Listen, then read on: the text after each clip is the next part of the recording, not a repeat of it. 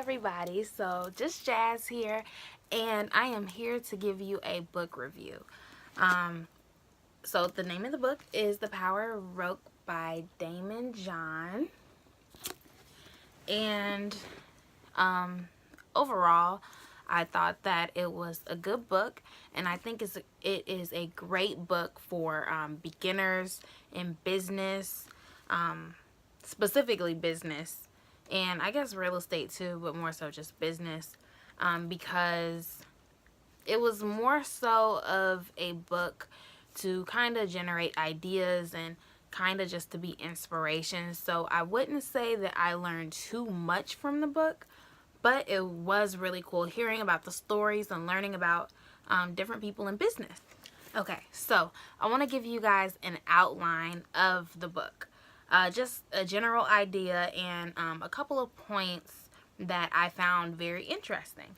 So to start off, he started the book with his own story about how he created FUBU, and throughout the book he actually talked about it a lot.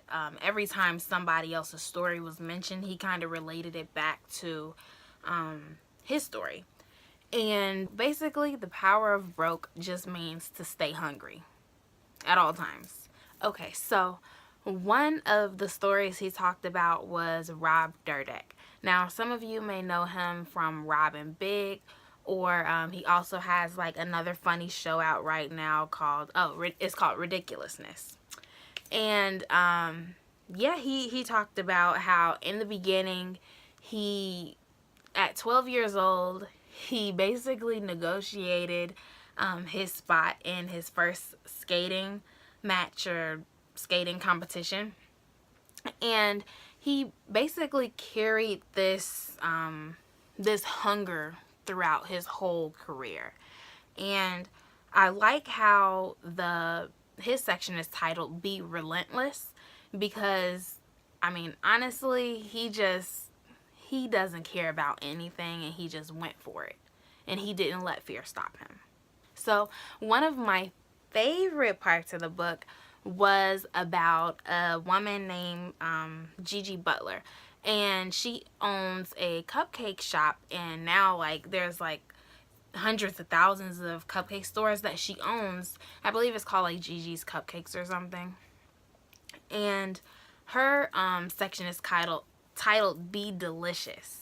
So I love cupcakes. But just her spirit and her story, it really was inspiring.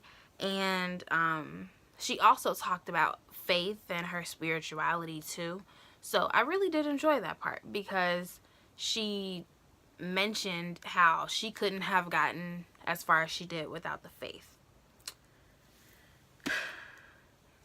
And next was Kevin Plank, and he is the owner of Under Armour, and his section was titled Be Committed. And basically just throughout his journey, like, he did not give up. No matter how much money he made or didn't make, he did not give up. Another section was titled Be Different, and it was a little boy named Mosiah Bridges and his mom, Tramika, and they were on the Shark Tank episode about the company that they started, which is called Mo's Bows. And this little kid created a company for bow ties, and him, his mom, his grandma, they all started this little business at home, and now he sells ties like all over the place. And in this particular Shark Tank episode, Daymond John convinced Mosiah to be his mentee instead of selling his company, or selling like a huge piece of equity in his company just for $50,000. So I thought that was pretty amazing that he could convince somebody on a show where they're supposed to buy equity from companies to get mentored instead. So that was just that really showed Daymond John's true colors. Last but not least, he had a part of the book. It was actually at the beginning, and he said that creativity should come before certainty. And I really like that. It resonated with me because I feel like if you're certain, if you're too certain, or if you only do things based off of certainty or what you can see or what you think might happen, then that is pretty much like a self-limiting belief.